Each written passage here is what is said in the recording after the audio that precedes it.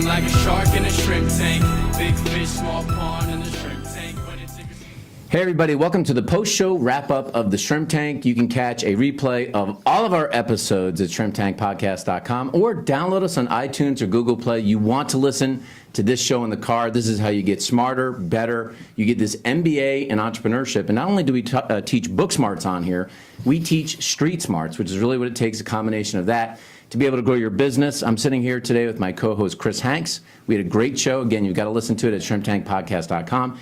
And our guest today, Marty Williams, who's with Provident CPA and Business Advisors, and Matt Hulse, who's with Premier Legacy Partners. And guys, we had a great show today. We talked about a lot of stuff.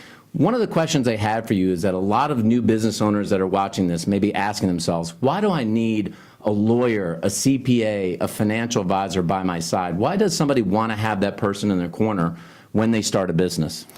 Well, I think the most important thing about getting a council of people that totally understand the business world are simply because I find that a lot of people tend to look online, try to find some cheap advice, and what ends up happening is when they do that, when something happens to their business and things don't go the way they're supposed to be, it can totally destroy the business that they're working so hard to try to create. So finding somebody that's, going to be able to be in their corner, really know the ins and outs of the business, whether it be financial accounting or estate planning, you need somebody there that's going to be there when times are going well, but also when times are going bad. It makes sense.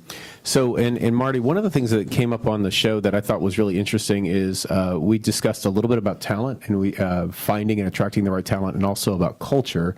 And I was hoping you could elaborate a little bit on that for those who want to hear more than what was on the show. Definitely. So this is something that I work every day with my clients on, is identifying what their culture is, what are the values that represents who they are as an organization, what makes them unique, what sets them apart. What are these actual values, not necessarily aspirational values, or just, everybody wants to have great integrity, but if they don't share that, then that's not really one of their values.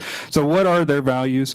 And then using that to hire, fire, promote, and reward every one of their employees.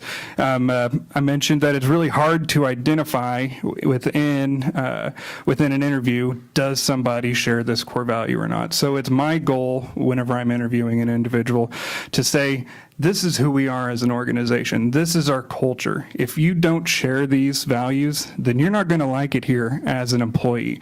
It'll be very obvious from a very early beginning, and you won't last very long. So please deselect yourself. That's my goal, is that if they don't share these values, they're deselecting themselves, so I'm not having to deselect them. And then, so that's our culture. That's a right person. And then we have right seat that gets into get it, want it, and capacity to do it. Those three things describe can they perform the accountabilities associated with the seat that they've been assigned? If they can, that's great. If they can't, hopefully we can find a new seat for them. But all people issues can be boiled down to, do they share our values? Are they a right person? Can they do the work? Are they in the right seat? You guys have to see if you can pass that test. That's a difficult test to pass. Now, we talked on this show a lot about metrics today and management of metrics, and I had heard a boss that once said to me, if you can't track it, you can't inspect it, and you can't make it visible, it probably isn't worth measuring at all. So how do you think a business owner should think about managing metrics, and why is it important to have data or key performance indicators in their business? Well, I think it's always important to have goals and something to shoot for. I find that one of the issues that people tend to have is they shoot for goals that are way off in the future. And one of the things that I've found that have helped business owners, help myself in my own practice, is more so making short-term goals, more like having a 12-week year than looking from January 1 to December 31st and trying to hit those, trying to take it into bite-sized pieces and kind of hit goals one at a time. Well, I like that. I had a goal, folks. It was go to the Chris Hanks Fantasy Entrepreneur Camp. I hope that's coming up over the next summer. But for the folks that are watching the post-show wrap-up of the Shrimp Tank, I don't know if you mind telling them a little bit about how they can get in touch with you if they need a CPA, they need accounting work, they haven't gotten their taxes done. If they need some financial advice, employee benefits, or they need some sort of ongoing executive compensation, how can they get in touch with you? You can find me on LinkedIn, Matthew J. Hulse. You can find me on my email, matthewhulse@htk, and then we also have a website, premieradvisorsgroup.com. And for me, if you're interested in saving some taxes, growing your business profitably, or planning for succession, I'm Marty Williams at Provident CPA Business Advisors. You can find me on LinkedIn, Marty Williams. You can email me at marty.williams@providentcpas.com, and then check out our website at providentcpas.com. You know, and as we wrap this up, for most business owners, the first issue is, can you grow revenue? But after that, the real issue is, can you keep your revenue and make profit?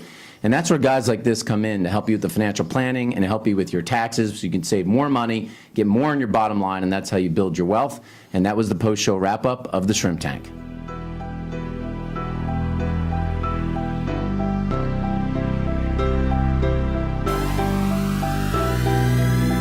I've been feeling like a shark in a shrimp tank. Big fish, small pond.